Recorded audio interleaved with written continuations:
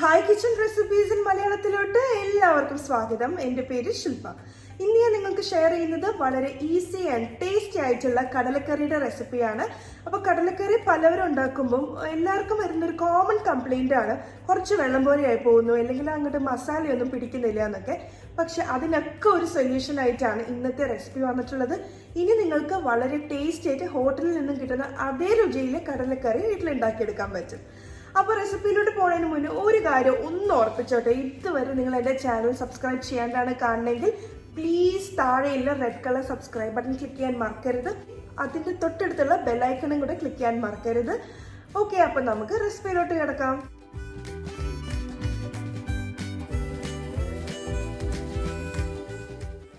ഞാനിവിടെ ഒരു കപ്പ് കറുത്ത കടല വളരെ നന്നായിട്ട് കഴുകിയതിന് ശേഷം തലേ ദിവസം രാത്രി തന്നെ കുറച്ച് വെള്ളത്തിൽ കുതിർക്കാനാക്കി വെച്ചിട്ടുണ്ട്. അപ്പം മിനിമം നിങ്ങൾ ഈ കടല ഒരു 6-7 മണിക്കൂറെങ്കിലും ഇതുപോലെ വെള്ളത്തിൽ കുതിർക്കാൻ വെച്ചാൽ മാത്രമായിരിക്കും പെട്ടെന്ന് തന്നെ നമുക്ക് കടല വേവിച്ചെടുക്കാൻ പറ്റുള്ളൂ. ഒരു പ്രഷർ കുക്കറിലോട്ട് ആവശ്യത്തിന് വെളിച്ചെണ്ണ ഒഴിച്ചു കൊടുക്കണം. 1 ടീസ്പൂൺ ഇഞ്ചി, 1/4 ടീസ്പൂൺ വെളുത്തുള്ളി, 2 പച്ചമുളക്, ആവശ്യത്തിന് കറിവേപ്പില, ഇതെല്ലാം ചേർത്ത് ഒരു മീഡിയം ഫ്ലെയിമിലിട്ട് ഇതിനെ ഒന്ന് വഴറ്റിയെടുക്കാം. ഇഞ്ചിയും വെളുത്തുള്ളിയും വളരെ ചെറുതാക്കിയിട്ട് വേണം കേട്ടോ അരിഞ്ഞെടുക്കാനായിട്ട്. ഇതിൻ്റെ പുറകെ ഒരു വലിയ സവോള അരിഞ്ഞതും കൂടെ ചേർത്ത് കൊടുത്ത് ഒന്ന് വഴറ്റി കൊടുക്കാം.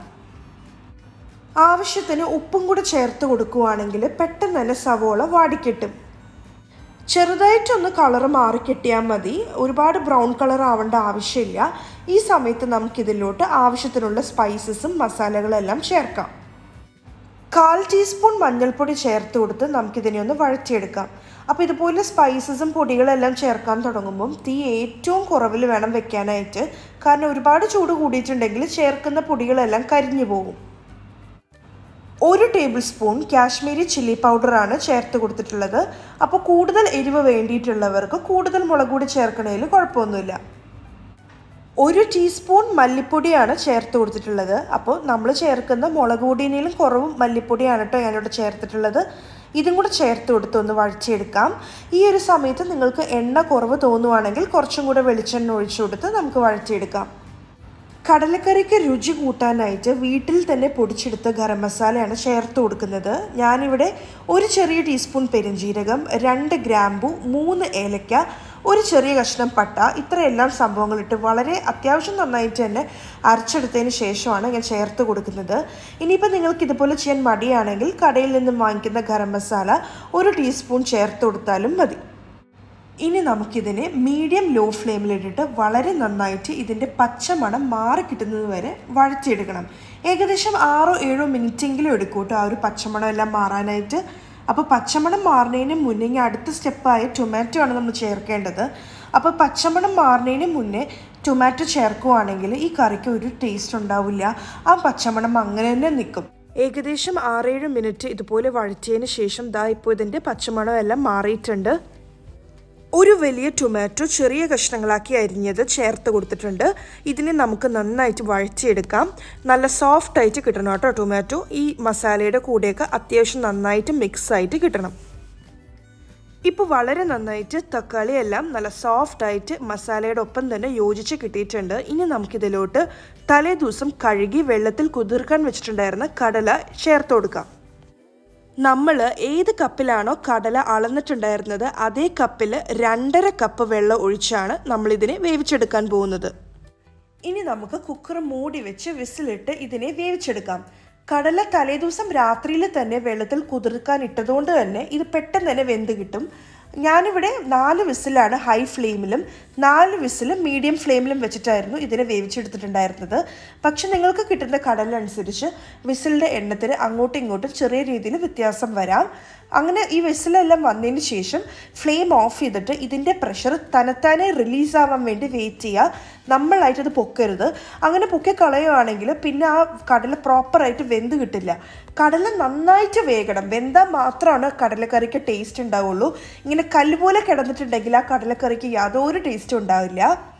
ഇത് കണ്ടില്ലേ, ഈ കടല വളരെ നന്നായിട്ട് തന്നെ വെന്ത് കിട്ടിയിട്ടുണ്ട്. പ്രഷറെല്ലാം തനത്താനെ പോയതിന് ശേഷമാണ് കേട്ടോ ഞാനിപ്പോൾ ഈ കുക്കർ തുറന്നിട്ടുണ്ടായിരുന്നത്. നല്ല പഞ്ഞി പോലെ വെന്ത് കിട്ടിയിട്ടുണ്ട്. ഇനി നമ്മൾ എന്താ ചെയ്യേണ്ടതെന്ന് വെച്ചാൽ ഇതിൽ നിന്ന് കുറച്ച് കടല എടുക്കുക.